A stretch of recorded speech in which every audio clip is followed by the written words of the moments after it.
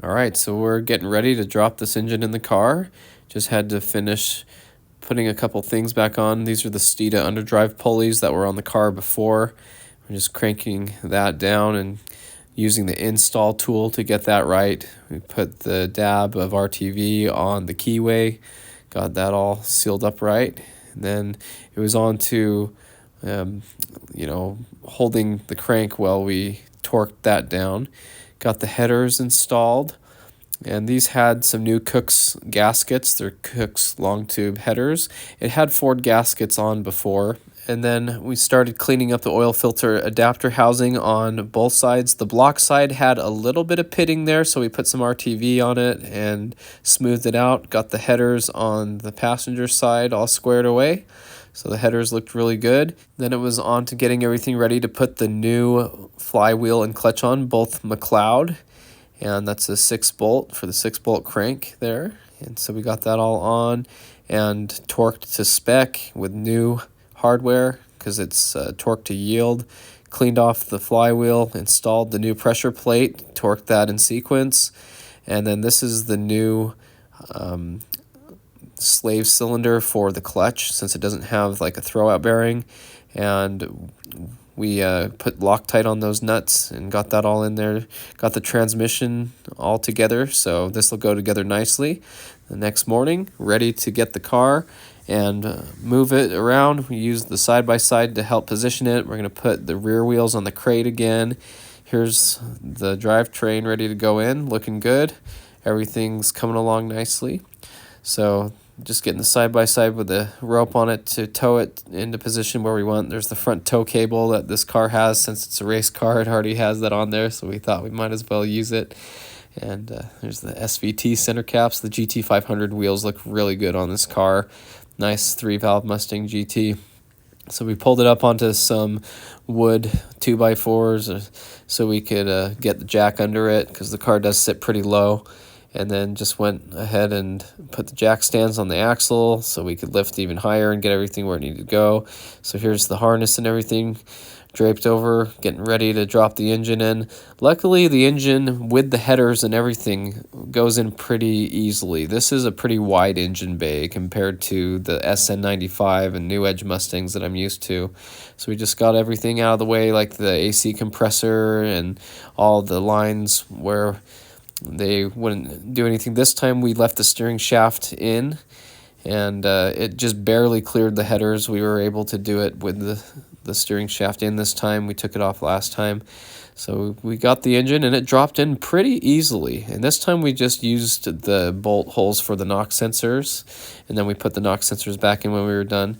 And that went along very well. It started to rain a little bit, but we had a good time hanging out with friends and enjoying a good Saturday is what it was. And just getting everything ready. This aftermarket sensor, this fought me like crazy. I lost the nut to that, and it fell on top of the block there by the oil pan. I searched for hours for it, and then we tried other little nuts, and they wouldn't fit. So luckily I found the one, and that fought me forever. Everyone can laugh about that. Everyone who was there that day knows how much of a struggle that was for me.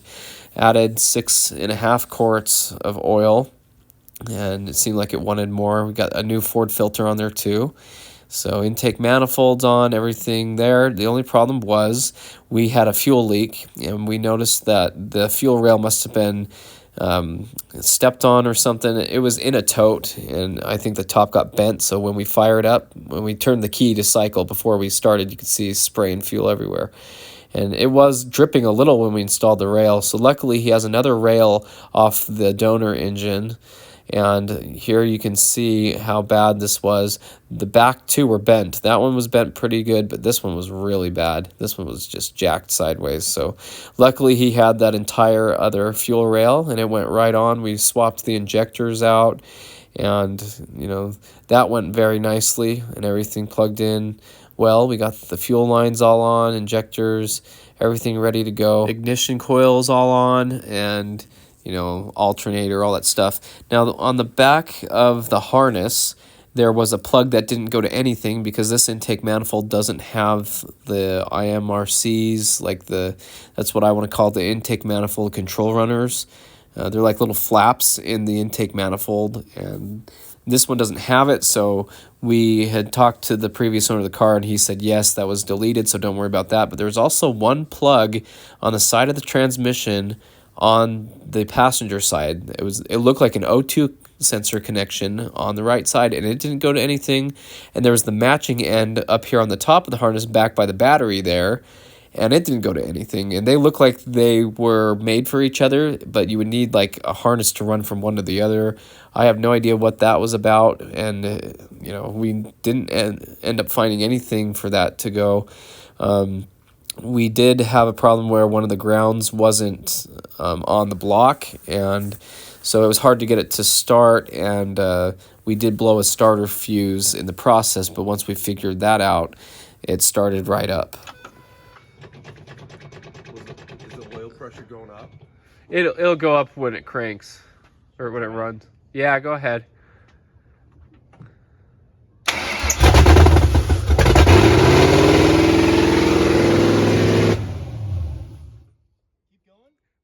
Did oil pressure come up? I don't know. So that was just a first start, open headers, and oil pressure did come up. It looked really good. The intake manifold had, some things unplugged off of it, and the throttle body was off. Power steering started to spit up because the reservoir was upside down, and we didn't undo the power steering at all, so that was good. We didn't have to burp that. But basically, it was like running with a big vacuum leak because there was no intake on it and everything. So the RPM came up to like 2,000 and hung for a second there. The MAF wasn't even plugged in or anything, but it ran good after that. So now we got everything plugged in and ready to go, so let's try it out again. Now it's dead. Battery's dead? Yeah. Either that or the battery's not connected completely, because sometimes it'll do that. If Okay, let me get the camera going again. Ready? yeah.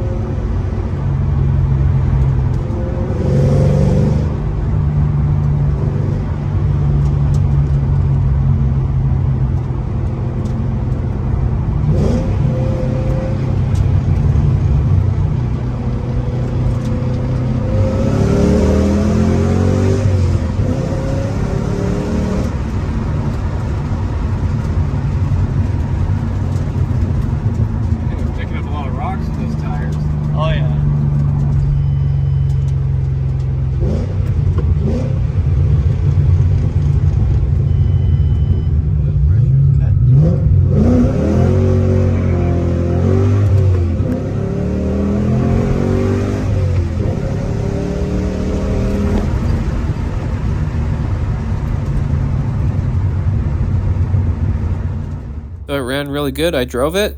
Clutch feels smooth. Everything feels good. You can hear it from my house over here. So thanks for watching. I hope you enjoyed the video, and stay tuned for more Mustang content.